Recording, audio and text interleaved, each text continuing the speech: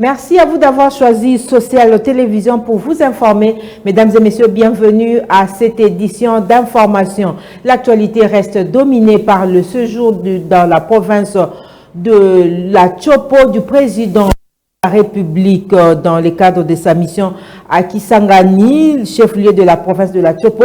Le président de la République, Félix Tshisekedi, a eu un entretien avec la notabilité de la Tchopo et les différents leaders sociopolitiques. Félix Tshisekedi a recueilli les doléances de forces vives de cette province. Alain Kachala pour les détails. Poursuivant son séjour à Kisangani, chef-lieu de la province de la Tchopo, le chef de l'État Félix Tshisekedi a engagé un dialogue horizontal avec les forces vives de cette entité. En première ligne, il a reçu la représentation parlementaire de la Tchopo composée des députés provinciaux, sénateurs et députés nationaux. Il était question d'abord de lui souhaiter la bienvenue chez nous et aussi lui rassurer de notre soutien inconditionnel, notre gratitude pour sa considération pour la grande espace grande orientale. Nous sommes très reconnaissants, nous l'avons encore rassuré de notre soutien jusqu'à la fin de son mandat. Nous lui avons présenté la situation sécuritaire dans notre espace et il est conscient, il nous a rassuré aussi de son implication personnelle pour trouver solution dans le plus bref délai. Le 5e président de la RDC a reçu ensuite les 3 gouverneurs de l'ex-province orientale, comprenant le Haut et les Bas-Ouélé et la Tchopo. C'est beaucoup, nous venons d'une grande réunion très importante avec le chef de l'État dans le cadre de la Grande Orientale. Nous sommes ici 3 gouverneurs. Vous savez que la province de l'Ituri est sous l'état de siège. Nous avons discuté pour le développement de notre espace parce que le chef de l'État ne gire que pour voir le développement de la Grande Orientale soit réel. Et donc, dans les jours qui viennent, d'ailleurs c'est déjà commencé, je pense qu'il y aura beaucoup dans le cadre des infrastructures, il y aura beaucoup à faire aussi dans le cadre de la sécurité. Je pense que déjà nous étions devant celui qui doit apporter des solutions. Je ne pense pas que nous allons cacher des choses. Nous avons tout dit, nous avons exhibé tous nos problèmes et le chef nous a en tout cas promis des solutions immédiates. Le chef de l'État a bouclé son dialogue horizontal avec d'autres communautés sociales et ethniques.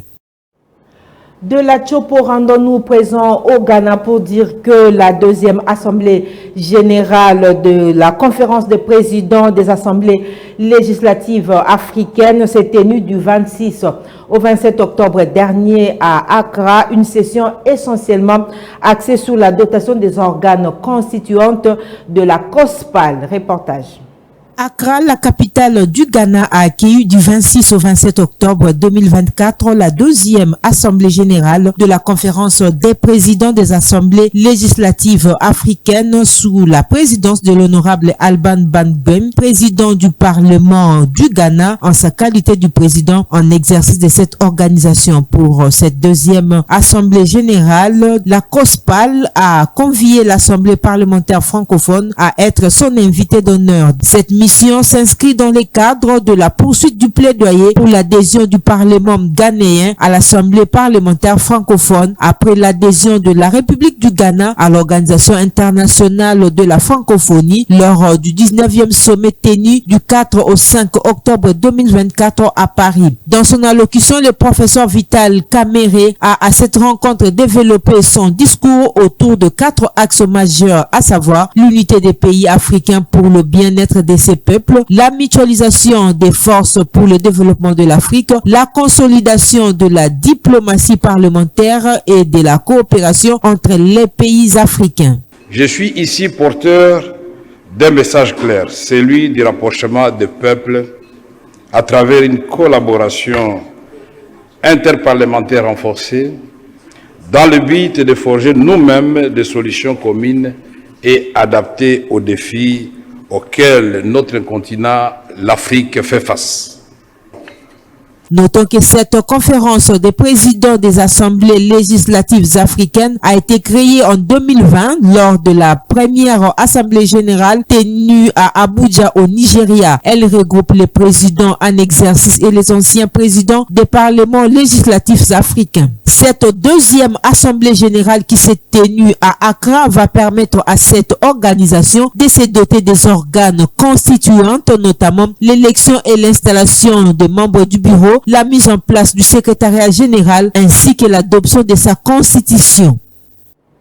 Restons encore à Accra pour dire qu'à l'issue de ces assises, le président de l'Assemblée nationale, le professeur Vital Kamerhe, a été élu vice-président de la COSPAL. Cette élection marque une victoire supplémentaire de la diplomatie parlementaire menée par le bureau de la Chambre basse du Parlement depuis son installation à la tête de cette institution. Il faut noter qu'en ce qui concerne les amendements du projet de constitution, le professeur Vital Kamerhe a réussi à obtenir qu'il soit inséré un article sur la priorité qu'on doit accorder à la sécurité et à la paix sur les continents africains pour bannir la guerre entre les États. En santé, le mois d'octobre est dédié à la sensibilisation et lutte contre le cancer du sein. C'est à travers une marche que le ministère de la Santé a sensibilisé la population quinoise. Une marche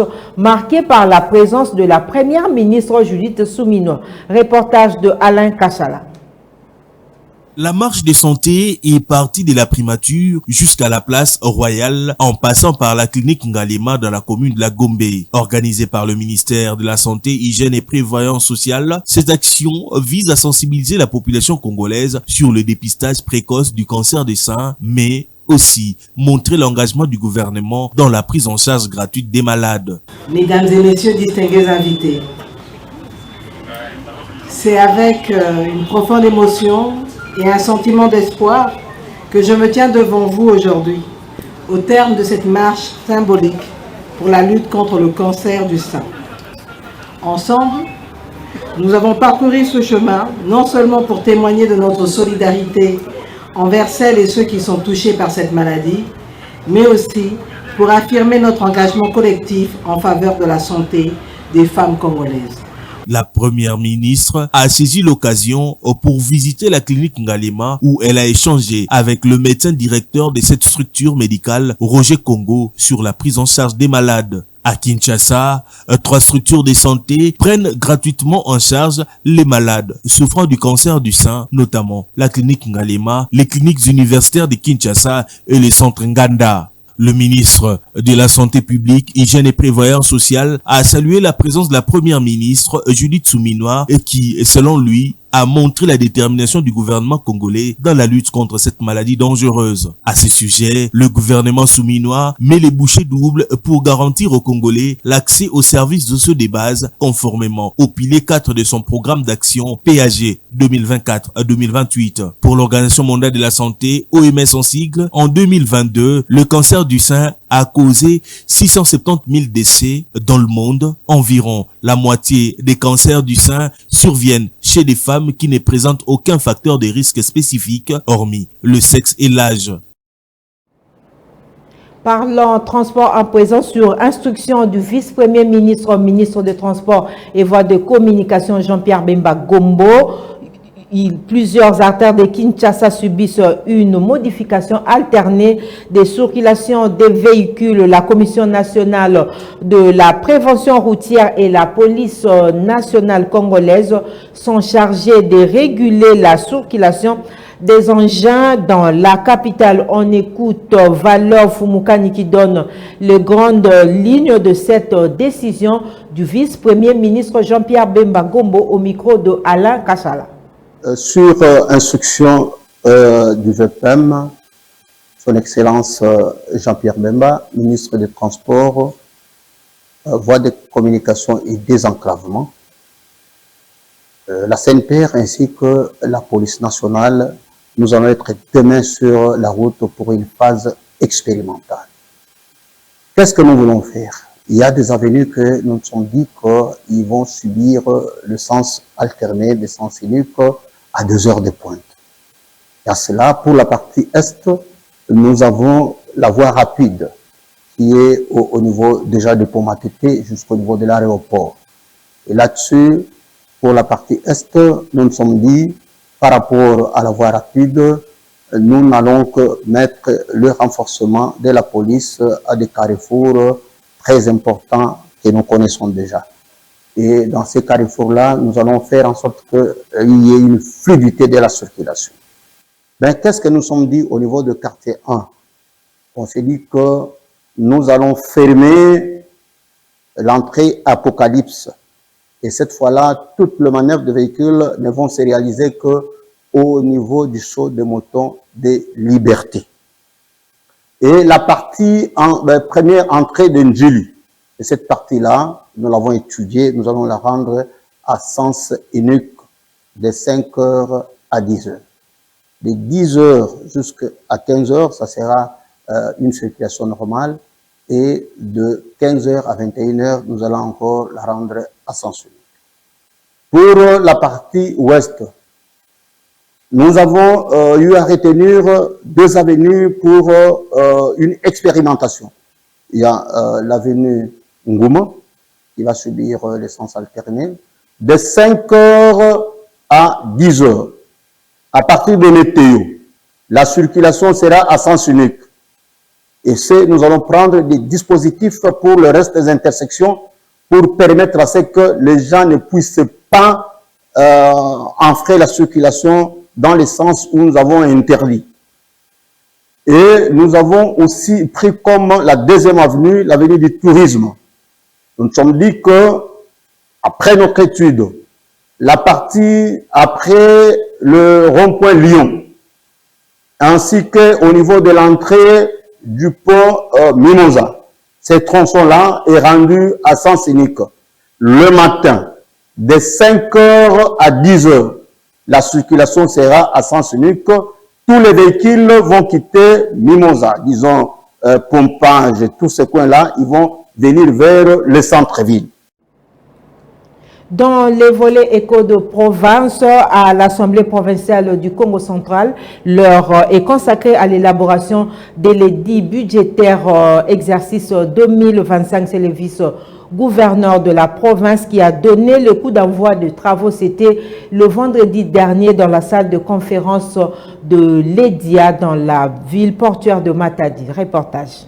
Les membres de l'Assemblée provinciale du Congo central ont pris part à la cérémonie du lancement des travaux d'élaboration de l'édit budgétaire ce vendredi 25 octobre 2024 dans la salle de conférence de l'hôtel Ledia dans la ville portuaire de Matadi. Cette activité, placée sous le patronage du gouverneur Grace Maswangi Bilolo, a été organisée par le ministère provincial du budget. Convié à cette assise, le vice-gouverneur du Congo central, Prosper Ntela, a donné le coup d'envoi à cet exercice de haute portée pour le fonctionnement de la province. Nous inscrivons dans la droite ligne des orientations générales de la politique budgétaire depuis le cadre budgétaire à moyen terme 2025-2027 et les mesures qui ont été déclinées dans la lettre d'orientation de la première ministre, chef du gouvernement, en phase avec la vision du président de la République, chef de l'État, axé sur les 6 engagements majeurs reflétés dans le programme d'action du gouvernement ainsi que notre programme quinquennal de la relance du développement durable de la province centrale. Sur ce, au nom de son Excellence, Monsieur le gouverneur de province, je déclare ouvert les travaux de la commission budgétaire provinciale d'exercice 2025. C'est une cérémonie très importante parce qu'aucun gouvernement ne peut fonctionner sans avoir voté un budget. Et ce projet de budget va permettre à la province de pouvoir aller de l'avant, de pouvoir élaborer un programme par rapport aux piliers énoncés par le gouverneur lui-même. À l'issue de ces travaux, la province du Congo central sera ainsi dotée d'un acte par lequel sont prévus et autorisés par l'Assemblée provinciale les ressources et les charges provinciales de l'exercice 2025. Sport à présent, les Léopards dames de football se sont inclinés devant les Christy Queens de l'Ouganda le dimanche au stade de Martyr sur un score d'1-2 et c'est dans le cadre d'un match amical en vue de la préparation de la prochaine Coupe d'Afrique des Nations. À l'issue de ce match, les deux entraîneurs se sont exprimés quant à la qualité de jeu. Ils sont au micro de Élisée Ouamarakiza. On sait qu'on a passé un moment où on a bien préparé nos joueuses, mais malheureusement dans le football il y a 3 résultats. Bon, on accepte les résultats du jour, mais prochainement on va améliorer. Pour des questions, si je peux bien vous répondre que on a eu un peu à analyser l'adversaire, ils étaient un peu forts dans les conservations de ballon. Et puis, il jouait plus de profondeur, il préparait plus dans l'attaque placée, et après, il lance rapidement dans l'attaque rapide. Alors, ça ne nous a pas permis, avec ce qu'ils ont cherché à tourner plus, circuler plus la balle dans leur camp, et après, ils cherchaient plus à nous désorganiser. Voilà qu'on a pêché parce que lorsqu'ils circulaient la balle, ils cherchaient à désorganiser notre défense qui était en place. C'est là où on a pêché un peu, on a eu un peu à prendre le premier but dans les contre-attaques. Vraiment, ça fait très mal. Je sais qu'on a eu à jouer 4 matchs où on n'a pas gagné. Et aujourd'hui, le 5e match, on a bien préparé les enfants. On a parlé avec les enfants que notre objectif est de gagner le match. Même les enfants étaient aussi déterminés, nos joueurs étaient déterminés à gagner le match. Malheureusement, on a perdu le match. On va faire les efforts parce que c'est pas bien. De jouer 5 matchs successifs, perdre, c'est pas bien, ça fait très mal. Bon, on doit corriger un peu dans les jours à venir. Elle